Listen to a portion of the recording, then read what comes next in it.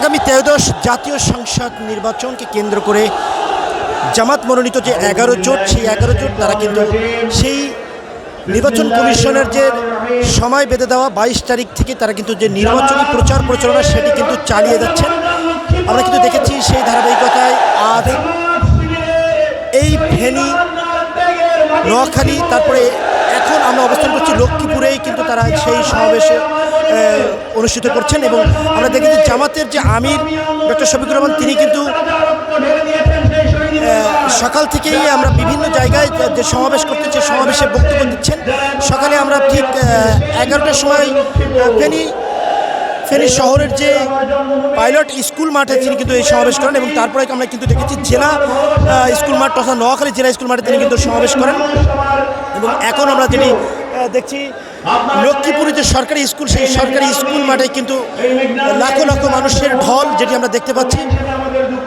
স্কুলের ভিতরেও কিন্তু আমরা মানুষের সমাগম দেখতে পাচ্ছি এবং আমরা বাইরে ছিলাম, দর্শক যেমনটি বলছিলাম বাইরে ছিলাম, বাইরেও কিন্তু প্রায় 1 কিলোমিটার জুড়ে রাস্তা এই জামাতের সমর্থিত মানুষ তারা কিন্তু এই সমাবেশের জন্যই অপেক্ষা করছেন। বিশেষ করে মাঠে কিন্তু আমরা দেখতে পাচ্ছি কানায় কানায় পরিপূর্ণ, মাঠে কিন্তু মানুষের ঠাঁই নাই। যেমনটি আপনাদের যদি দেখানোর চেষ্টা করি, মানুষ কিন্তু দাঁড়িয়ে আছেন, তারা কিন্তু এখানে বসে নাই এবং সেই দাঁড়িয়ে থাকা মানুষ তারাও যে এখানে খুব সঠিকভাবে দাঁড়িয়ে থাকতে পারছেন এমনটাও কিন্তু না, বেশ একটা ঠেলাঠেলিও করছেন তারা।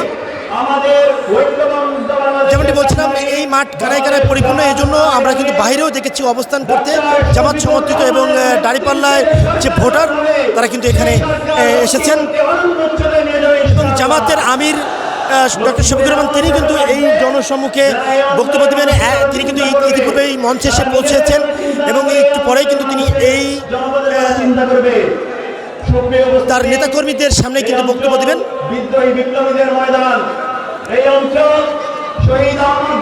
দর্শক আপনাদেরকে যদি জানিয়ে রাখি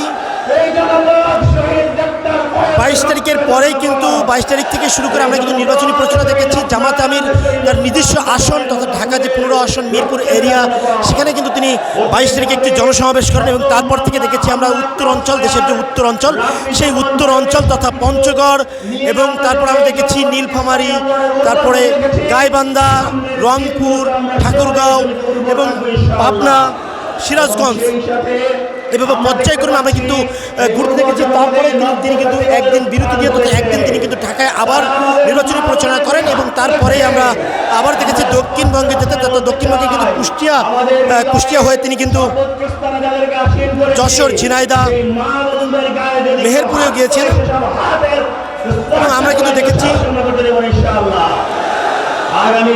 মাগুরাও তিনি কিন্তু একটি পথসভা করেন এবং তারপরে কিন্তু আমরা দেখেছি সাতক্ষীরা, খুলনা এবং বাগেরহাটেও জনসমাগম করেন এবং তারপরে তিনি কিন্তু ঢাকায় এসে আবারও সেই ঢাকায় তিনি কিন্তু নির্বাচনী প্রচারণা চালিয়েছেন এবং আজ থেকে শুরু করেছেন ঠিক পূর্ব দক্ষিণ অঞ্চল তথা যে ফেনী এবং নোয়াখালী, লক্ষ্মীপুর এবং আমরা যতটুকু শুনেছি সন্ধ্যার সময় তিনি কিন্তু কুমিল্লায় একটি জনসভা করবেন এবং কুমিল্লায় 2টি জনসভা করবেন এবং তারপরে কিন্তু তিনি আবার ঢাকায় ফিরবেন। যেমনটি দেখানোর চেষ্টা করছিলাম এই লক্ষ্মীপুর যে স্কুল মাঠ, সেখানে কিন্তু লাখো লাখো মানুষের ঢল দেখতে পাচ্ছি এবং মানুষের যে জায়গা সেটিও যদি বলি আমি অনেকটাই সংকট, মানুষ কিন্তু মানে চলতে পারছেন না ভিতরে, তারপরেও কিন্তু তারা অপেক্ষায় আছেন তাদের নেতা তথা তাদের যে আমির, সেই আমিরের একটুখানি কথা শোনার জন্য।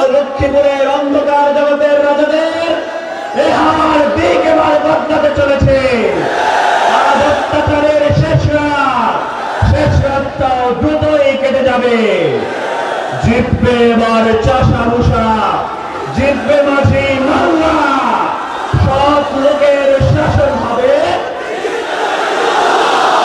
সব লোকের শাসন হবে ইনশাআল্লাহ, ইনশাআল্লাহ, ইনশাআল্লাহ। আসসালামু আলাইকুম ওয়া রাহমাতুল্লাহি ওয়া বারাকাতুহু। দর্শক এই ছিল লক্ষ্মীপুর থেকে আমার কাছে সর্বশেষ আপডেট। পূর্ব পাশে বাইরে দৃষ্টি আকর্ষণ করছি, এখানে একটু পিছন দিকে চাপানো যায়, আমাদের বাইরে খুব কষ্ট হচ্ছে। সবাইকে শৃঙ্খলার স্বার্থে একটু আমাদের সহায়তা করার আহ্বান। সংগ্রামে উপস্থিতি আজকে